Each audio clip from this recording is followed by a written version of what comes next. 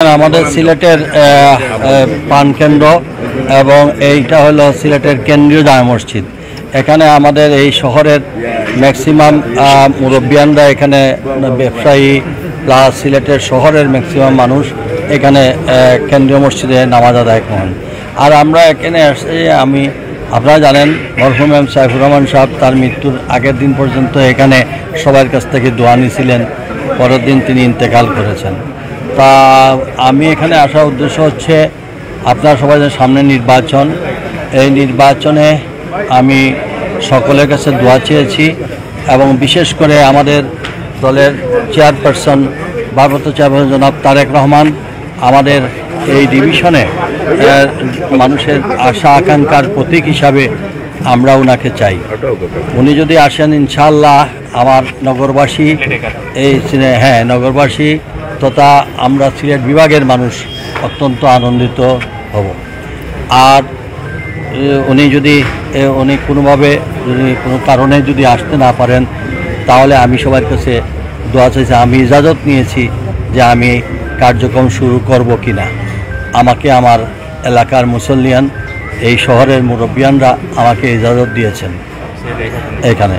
তো আমি এইখানের জন্য সিলেট এক আসনে আমার নেতা জনাব তারেক রহমান সাহেবকে আমার বিভাগের উন্নয়নের জন্য, আমার এই সিলেটের উন্নয়নের জন্য আমরা সবাই স্যাক্রিফাইস করব, তিনি আমাদের মধ্যে আসেন।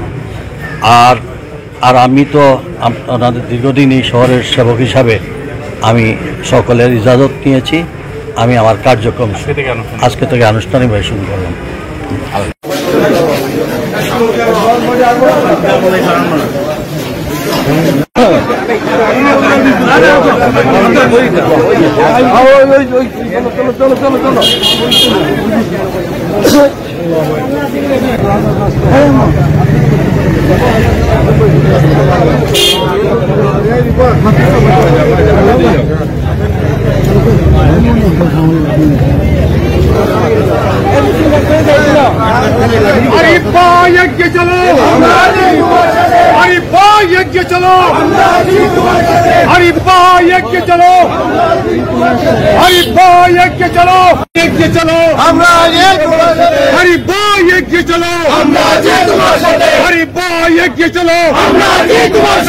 সিলেটের মাটি